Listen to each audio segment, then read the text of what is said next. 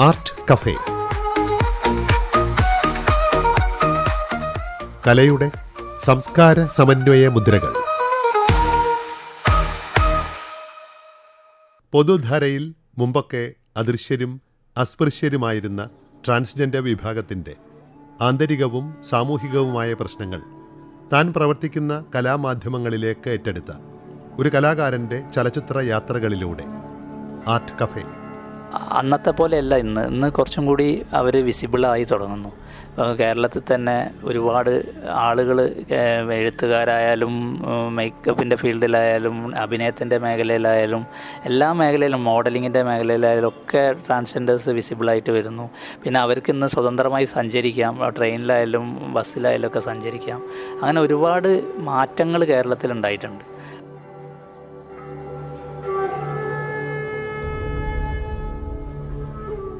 Transgender സമൂഹത്തിൻ്റെ പ്രശ്നങ്ങൾ തൻ്റെ ഫോട്ടോകളിലൂടെയും സിനിമകളിലൂടെയും ആവിഷ്കരിച്ച പി. അഭിജിത്തിൻ്റെ അനുഭവങ്ങൾ, നിരീക്ഷണങ്ങൾ.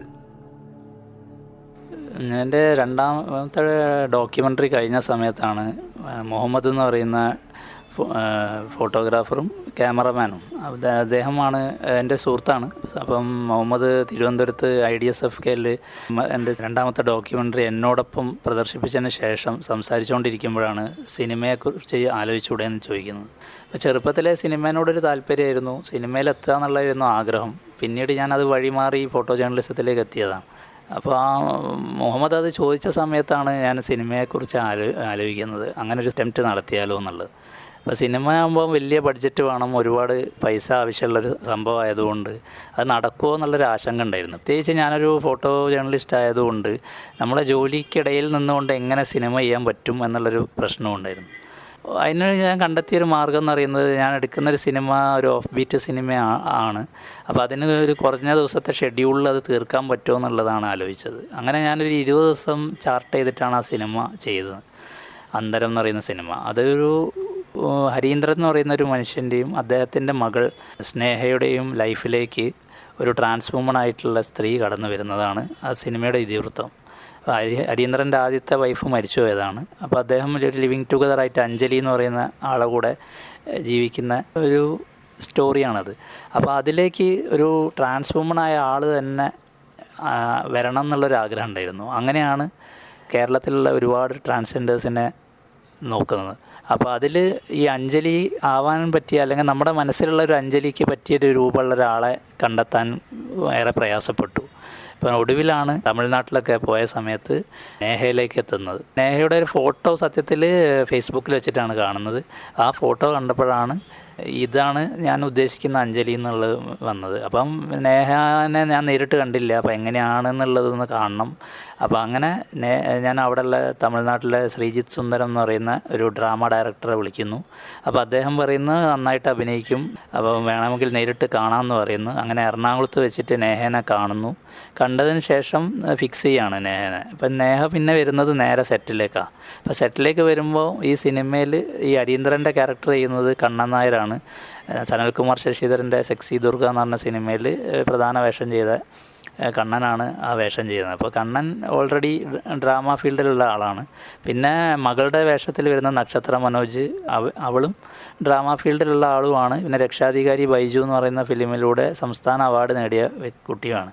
അപ്പോൾ ഇവരെ രണ്ടാളെ ഇടയിൽ അതേ വേവ് ലെങ്ത്തിൽ അഭിനയിക്കണം നേഹയുടെ കഥാപാത്രം. അപ്പോൾ നേഹ എങ്ങനെയായിരിക്കും പെർഫോം ചെയ്യുക എന്നുള്ളൊരു ആശങ്ക ഉണ്ടായിരുന്നു. പക്ഷേ ഫസ്റ്റ് ഷോട്ട് വെച്ചപ്പോൾ തന്നെ അവൾ വളരെ കൂളായിട്ടാണ് അഭിനയിച്ചത്. അപ്പോൾ തന്നെ ഞങ്ങൾക്ക് ഉറപ്പായി നേഹയ്ക്ക് അത് പെർഫോം ചെയ്യാൻ പറ്റുന്നു. പിന്നീട് ആ സിനിമ കഴിയുന്നതിന് വരെ തന്നെ 1-2 ഷോട്ടുകളിൽ തന്നെ ആ സീൻ ഓക്കെ ആവുമായിരുന്നു. നേഹയുള്ള സീനുകളൊക്കെ ഓക്കെ ആയിരുന്നു. അപ്പോൾ അത് വളരെ സ്മൂത്തായിട്ട് ഞങ്ങൾ വിചാരിച്ച പോലെ 20 ദിവസം കൊണ്ട് അത് കംപ്ലീറ്റ് ചെയ്യാൻ പറ്റി. ആ സിനിമയ്ക്ക് എടുത്തതിലുള്ള ഏറ്റവും വലിയൊരു സന്തോഷം എന്താണെന്ന് വെച്ചാൽ, മലയാള സിനിമയുടെ ഇത്രയും കാലത്തെ ചരിത്രത്തിൽ ആദ്യമായിട്ട് ഒരു ട്രാൻസ്ജെൻഡർ കാറ്റഗറിയിൽ ഒരു അവാർഡ് വരുന്നത് ഈ സിനിമയ്ക്കാണ്. ഈ സിനിമയിലൂടെ നേഹയ്ക്കാണ് അത് ആ അവാർഡ് കിട്ടുന്നത്. അപ്പോൾ അതാണ് ഞങ്ങൾക്ക് ഈ സിനിമ എടുത്തതിൽ ഏറ്റവും വലിയ സന്തോഷം. കാരണം ഈ സിനിമയുടെ പർപ്പസ് എന്ന് പറയുന്നത് തന്നെ ഈ ട്രാൻസ് വിഷയം പറയാന്നുള്ളതും ട്രാൻസ്ജെൻഡർ ആയ ഒരാൾക്ക് ഒരു ഫുൾ ലെങ്ത് റോള് കൊടുത്ത് അഭിനയിക്കുക എന്നുള്ളതും. എനിക്ക് തോന്നുന്നു മലയാള സിനിമയിൽ ആദ്യമായിട്ടായിരിക്കും ഒരു നായികയായിട്ട് ഫുൾ ലെങ്ത് റോളിൽ ഒരു സിനിമയിൽ നടി അഭിനയിക്കുന്നത്. അപ്പം അഞ്ജലി അമീർ അഭിനയിച്ചത് പേരൻപ് എന്ന് പറയുന്ന തമിഴ് സിനിമയിൽ ചെറിയ വേഷത്തിലാണ്. നായികയാണെങ്കിലും വേഷത്തിൻ്റെ ലെങ്ത്ത് കുറവായിരുന്നു. പക്ഷേ മലയാള സിനിമയിൽ എനിക്ക് തോന്നുന്നു ആദ്യമായിട്ടാണ് ഒരു ഫുൾ ലെങ്ത് റോളിൽ ഒരു ആൾ അഭിനയിക്കുന്നത്. പിന്നെ അതേപോലെ ട്രാൻസ്മാൻ ആയിട്ട് വിഹാൻ പീതാംബർ എന്ന് പറയുന്ന ആളാണ് അഭിനയിച്ചത്. ഇപ്പോൾ വിഹാനും ആദ്യമായിട്ടാണ് എനിക്ക് തോന്നുന്നത് ഒരു ട്രാൻസ്മാൻ കഥാപാത്രം വരുന്നത്. അപ്പോൾ അതും ഈ അന്തരത്തിൽ ആദ്യമായിട്ടാണെന്നാണ് തോന്നുന്നത്. അപ്പം ഞാൻ ഇത്രയും കാലം ഇത്രയും വർക്കുകളൊക്കെ ചെയ്തെങ്കിലും ഇത് കംപ്ലീറ്റ് വർക്കുകളും വേറൊരു പ്രൊഡ്യൂസറോ അല്ലാതെ അതിന് ആളുകളില്ലായിരുന്നു. ഇപ്പോൾ അന്തരം എന്ന് പറയുന്ന സിനിമയ്ക്ക് പ്രൊഡ്യൂസേഴ്സ് ഉണ്ടായിരുന്നു. അതെൻ്റെ കൂടെ സ്കൂളിൽ പഠിച്ച സുഹൃത്തുക്കളായിരുന്നു. അവർ ഉള്ളത് കൊണ്ടാണ് ആ സിനിമ ചെയ്യാൻ പറ്റിയത്. അത് കഴിച്ച് ബാക്കിയുള്ള ഡോക്യുമെൻ്ററികളായാലും ഫോട്ടോ എക്സിബിഷൻ ആയാലും ഒക്കെ ഞാൻ എൻ്റെ കയ്യിലെ പൈസ ഉപയോഗിച്ചാണ് ഈ വർക്കുകളൊക്കെ ചെയ്തത്. അപ്പോൾ ഇതിന് നേരിട്ടൊരു പ്രശ്നം എന്ന് പറയുന്നത് നമുക്കിപ്പോൾ ഒറ്റയ്ക്ക് ചെയ്യുമ്പോൾ ഇത് ഒരു 3-4 സ്ഥലത്ത് വെന്യൂവിൽ ഇത് ചെയ്യാൻ പറ്റും. അതിൻ്റെ അപ്പുറത്ത് ഒരു ഇത് എക്സിബിറ്റ് ചെയ്യാന്ന് പറയുന്നത് നമ്മളെക്കൊണ്ട് സാധിക്കില്ല. അപ്പോൾ അതിന് മുൻകൈ എടുത്ത് ആരെങ്കിലുമൊക്കെ മുന്നോട്ട് വന്നാലേ ഇത് കൂടുതൽ സ്ഥലങ്ങളിലേക്ക് എത്തിക്കാൻ പറ്റുള്ളൂ. അപ്പോൾ അതൊരു വലിയ വെല്ലുവിളിയായിരുന്നു. പിന്നെ കുറച്ച് ഫിലിം ഫെസ്റ്റിവലുകളിലൊക്കെ പോയി പിന്നെ കുറേ കോളേജുകളിലൊക്കെ പ്രദർശിപ്പിക്കാൻ എന്നതൊഴിച്ചാൽ കേരളത്തിൽ ഉടനീളം ഈ വർക്കുകൾ എത്തിക്കാൻ പറ്റിയിട്ടില്ല. അപ്പം അതിന് ഒരുപാട് പരിമിതികളുണ്ട്. കാരണം ഒരു വ്യക്തി എന്ന രീതിയിൽ എനിക്ക് ഒരുപാട് പരിമിതിയുണ്ട്.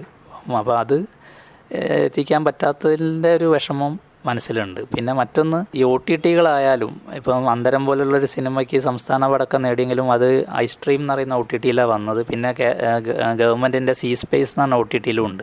പക്ഷേ ഈ 2 OTTകളും അത്ര ഫെമിലിയർ അല്ലാത്തത് കൊണ്ട് ആളുകൾ കയറി കാണുന്നത് വളരെ കുറവാണ്. അങ്ങനെയൊക്കെയുള്ള ഒരു ബുദ്ധിമുട്ടുകളാണ് നേരിട്ടത്. പിന്നെ ഏറ്റവും വലിയ സന്തോഷം എന്ന് പറയുന്നത് ഈ അന്തരം എന്ന് പറയുന്ന സിനിമയിലൂടെ നേഹയ്ക്കൊരു അവാർഡ് വരുന്നതിലൂടെ നേഹ തമിഴ്നാട്ടിൽ അറിയപ്പെടുന്ന ആളാവുന്നു. അവൾ സെലിബ്രിറ്റിയായി മാറുന്നു. അപ്പോൾ അതിലൊക്കെ സന്തോഷമുണ്ട്. അത് നേഹയ്ക്ക് മാത്രമുള്ളൊരു അംഗീകാരമല്ല, അതൊരു ട്രാൻസ്ജെൻഡർ കമ്മ്യൂണിറ്റിക്ക് തന്നെയുള്ള അംഗീകാരമാണ്. കാരണം ഒരു കഴിവുള്ള ഒരു കലാകാരിയെ അത് ഏത് ജെൻഡറിൽപ്പെട്ട ആളായാലും അവർ അംഗീകരിക്കപ്പെടുന്നു എന്നുള്ളത് ഒരു വലിയ കാര്യമാണ്. തമിഴ്നാട് മുഖ്യമന്ത്രിയായ സ്റ്റാലിൻ വരെ നേഹനെ വിളിച്ച് അഭിനന്ദിക്കുകയുണ്ടായി. കേരളത്തിലെ മുഖ്യമന്ത്രിയായ പിണറായി വിജയൻ്റെ കയ്യിൽ നിന്നാണ് നേഹ അവാർഡ് മേടിക്കുന്നത്. അപ്പോൾ അതൊക്കെ അവരെ ലൈഫിലൊരു വലിയ അച്ചീവ്മെൻ്റാണ്. അതോടൊപ്പം ഞങ്ങളെ സംബന്ധിച്ചിടത്തോളം ഈ അന്തരത്തിൻ്റെ ക്രൂവിനെ സംബന്ധിച്ചിടത്തോളം വളരെ സന്തോഷമുള്ള ഒരു കാര്യമാണ്.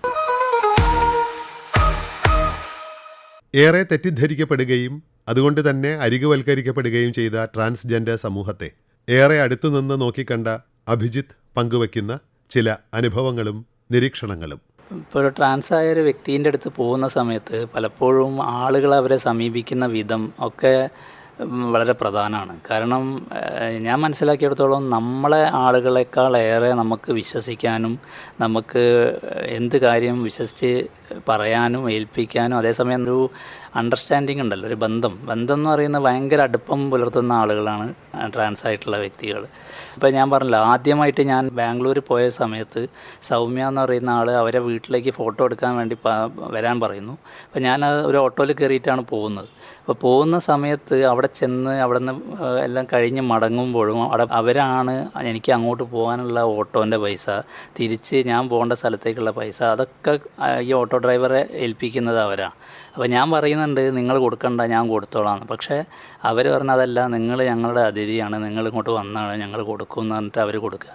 അന്നൊക്കെ ആ കാലത്ത് നമ്മൾ കേട്ടത് സംഭവം എന്താണെന്ന് വെച്ചാൽ ട്രാൻസ്ജെൻഡർ ആയിട്ടുള്ള ഒരാൾ എപ്പോഴും നമ്മളെ കയ്യിൽ നിന്ന് പൈസ തട്ടിപ്പറിക്കും, അല്ലെങ്കിൽ അവരെ നമുക്ക് വിശ്വസിക്കാൻ പറ്റില്ല എന്നൊക്കെയുള്ളൊരു ഇതാണ് പൊതുവായിട്ട് ആളുകളുടെ ഇടയിലുണ്ടായിരുന്നൊരു തോട്ട്. പക്ഷേ അതിൻ്റെ നേർ വിപരീതമായൊരു സംഭവമാണ് എനിക്കുണ്ടായത്. പിന്നെ അതുപോലെ ഞാൻ പറയുന്നത് എന്താ വെച്ചാൽ ഒരാൾ അവരെ സമീപിക്കുന്ന സമയത്ത് അല്ലെങ്കിൽ ഒരാളടുത്തേക്ക് ചെല്ലുന്ന സമയത്ത് നമ്മൾ ഏതൊരു മനുഷ്യനെയും നമ്മളെങ്ങനെയാണോ സാധാരണ സിസ്ജെൻഡർ ആയിട്ടുള്ള ആളുകളെ നമ്മൾ കാണുന്നത് അതേപോലെ തന്നെ കണ്ടാൽ മതി. നമ്മൾ ഒരിക്കലും ഈ ട്രാൻസ്ജെൻഡേഴ്സ് ആയിട്ടുള്ള ആളുകളെ ഒരു വേറെ തരം ആളുകളായിട്ട് കാണേണ്ട കാര്യമില്ല. നമ്മളിടയിലുള്ള നമ്മളൊരു ഫ്രണ്ട്സ് ആയിട്ടുള്ള ആളുകളെ പോലെ തന്നെ നമ്മൾ അപ്രോച്ച് ചെയ്താൽ മതി. അവിടെ നമ്മളൊരു ജെൻഡറിൻ്റെ വേർതിരിവോ അല്ലെങ്കിൽ വേറെ ഏതെങ്കിലും രീതിയിലുള്ള കാഴ്ചപ്പാടോ വെച്ച് പുലർത്തേണ്ടതില്ല എന്നാണ് എനിക്ക് പറയാനുള്ളത്. പിന്നെ നമ്മൾ വളരെ സിൻസിയർ ആണെങ്കിൽ അവരും വളരെ നമ്മളടുത്ത് ഇടപെടുന്ന കാര്യത്തിൽ വളരെ സിൻസിയറായിരിക്കും. അങ്ങനെയാണ് എനിക്ക് അനുഭവപ്പെട്ടിട്ടുള്ളത്. ഇപ്പം നമ്മളൊരു ഫോട്ടോ എടുക്കാൻ പോവുകയാണ്, അല്ലെങ്കിൽ ഒരു റിപ്പോർട്ട് ചെയ്യാൻ പോവുകയാണ്, അല്ലെങ്കിൽ ഒരു അഭിമുഖം നടത്താൻ പോവുകയാണെന്നുണ്ടെങ്കിൽ നമ്മൾ ഒന്നാമതായിട്ട് ആ വ്യക്തിയെക്കുറിച്ച് അറിഞ്ഞിരിക്കണം. രണ്ടാമത്തത് എന്താണെന്ന് വെച്ചാൽ നമ്മൾ വളരെ സത്യസന്ധമായിട്ട് ജെന്യുവനായിട്ടാണ് പോകുന്നതെങ്കിൽ സ്വാഭാവികമായിട്ടും അവർ വളരെ നല്ല രീതിയിൽ തന്നെ ഇതാക്കും. പിന്നെ മറ്റൊന്ന് നമ്മളൊരു വിശ്വാസം അവർക്ക് ഉണ്ടാവണം.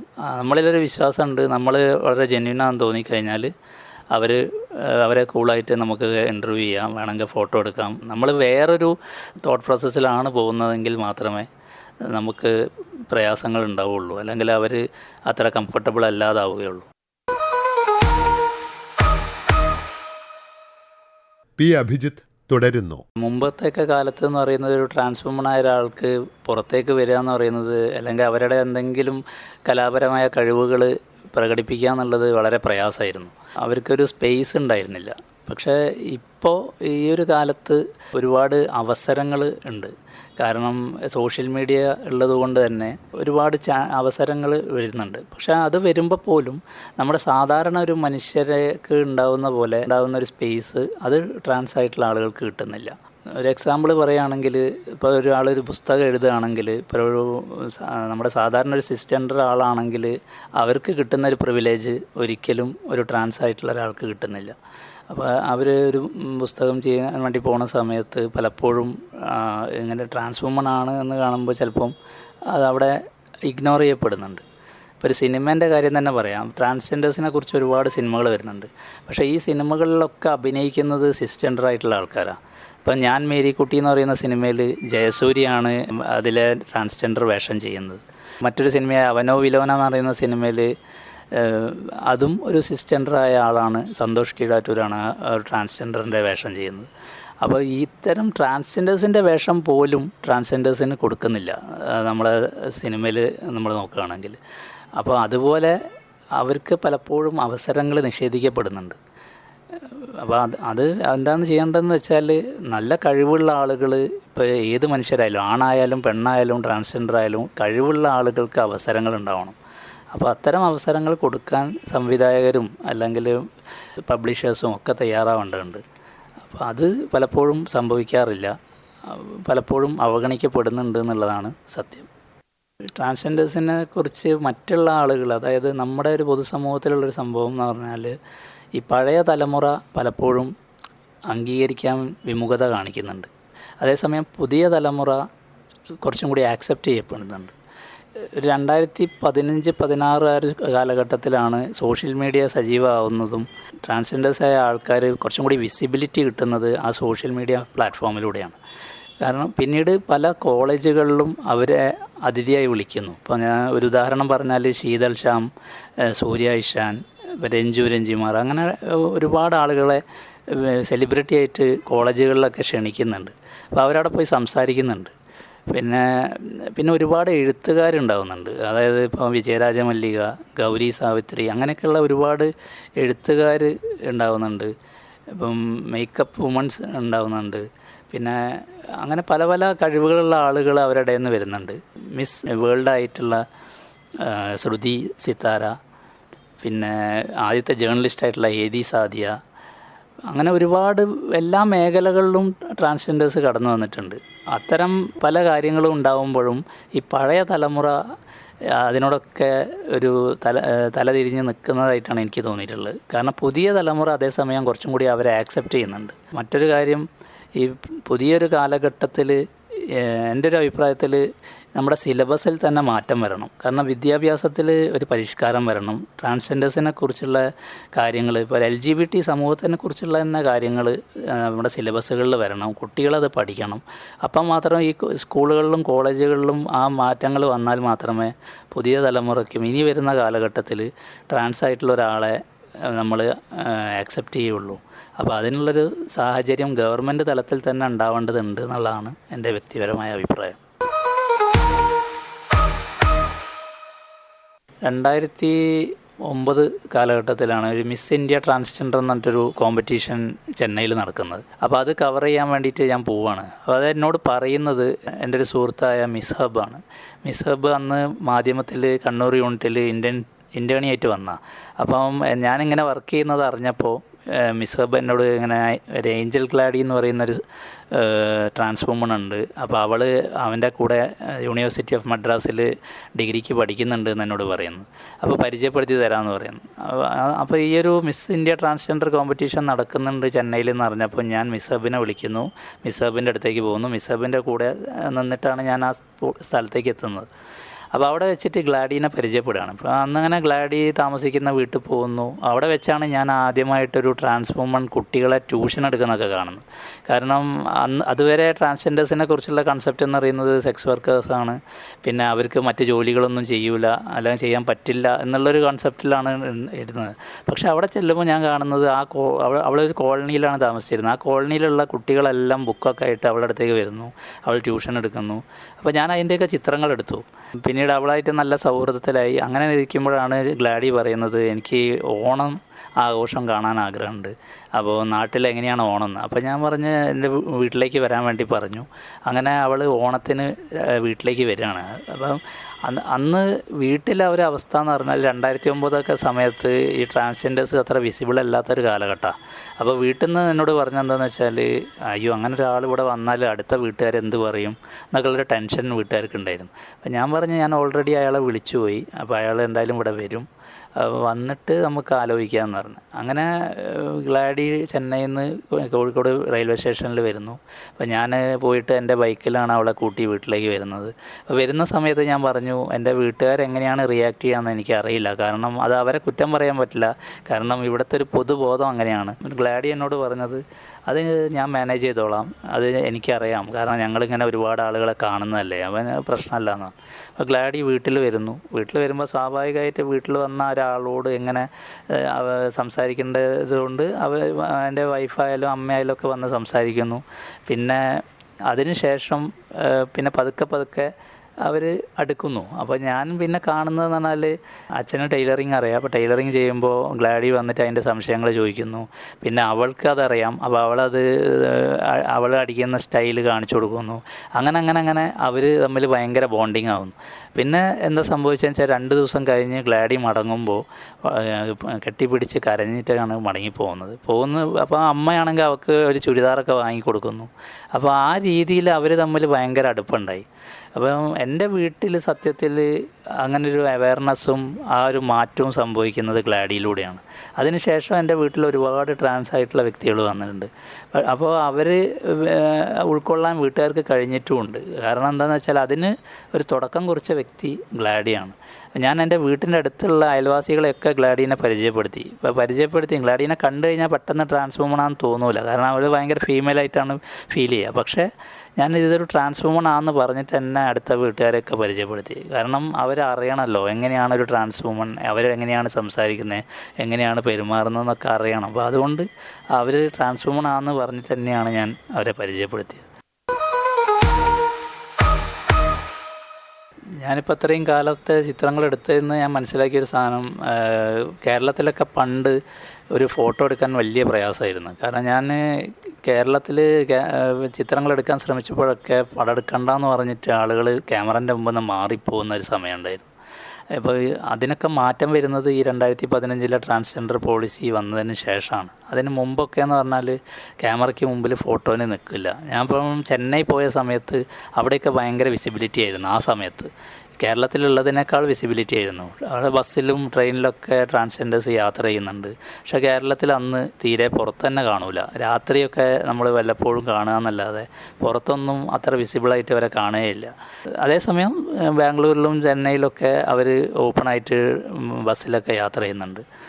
അപ്പോൾ അന്നൊക്കെ ഞാൻ ഈ ഇവിടെ മറ്റുള്ള സ്റ്റേറ്റുകളിൽ പോകുമ്പോൾ അവർക്ക് അവിടെ കിട്ടുന്ന ആക്സെപ്റ്റൻസ് കാണുമ്പോൾ കേരളത്തിൽ എന്തുകൊണ്ട് ഇങ്ങനെ കിട്ടുന്നില്ല, എന്നെങ്കിലും ഒരിക്കൽ കേരളത്തിൽ ഇങ്ങനെ കിട്ടുമായിരിക്കും അപ്പോൾ ഒരുപക്ഷെ ഞാൻ എടുക്കുന്ന ചിത്രങ്ങളൊക്കെ ഏതെങ്കിലും തരത്തിൽ അതിനൊരു ആകുമായിരിക്കും എന്നൊക്കെ വിചാരിച്ചിട്ടുണ്ട്. ചെറുതായിട്ടാണെങ്കിലും കുറേ മാറ്റങ്ങൾ വരുമ്പോൾ എനിക്ക് സന്തോഷമുണ്ട്. അപ്പോൾ ആ ഒരു മാറ്റം മറ്റുള്ള സ്റ്റേറ്റിനേക്കാൾ ഏറെ ഇപ്പോൾ കേരളത്തിലുണ്ട്. കേരളത്തിൽ ഉണ്ടായിട്ടുള്ള അത്രയും പദ്ധതികൾ മറ്റ് സ്റ്റേറ്റുകളിൽ ഇല്ല, എനിക്ക് തോന്നുന്നു ഇപ്പോൾ കുറവാണ്. പക്ഷേ പണ്ട് എന്താണ് കേരളം ഒട്ടും ഏറെ പിറകിലായിരുന്നു. പക്ഷേ ഇന്ന് എനിക്ക് തോന്നുന്നു മറ്റ് സ്റ്റേറ്റുകളെ അപേക്ഷിച്ചിട്ട് കേരളം കുറച്ചുകൂടി ബെറ്ററാണ്. ആർട്ട് കഫേയിൽ നിങ്ങൾ കേട്ടത് ട്രാൻസ്ജെൻഡർ സമൂഹത്തിൻ്റെ പ്രശ്നങ്ങൾ തൻ്റെ ഫോട്ടോകളിലൂടെയും സിനിമകളിലൂടെയും ആവിഷ്കരിച്ച പി. അഭിജിത്തിൻ്റെ അനുഭവങ്ങൾ, നിരീക്ഷണങ്ങൾ. നിർവഹണ സഹായം ചന്ദന എസ്. ആനന്ദ്, അഖിൽ കെ.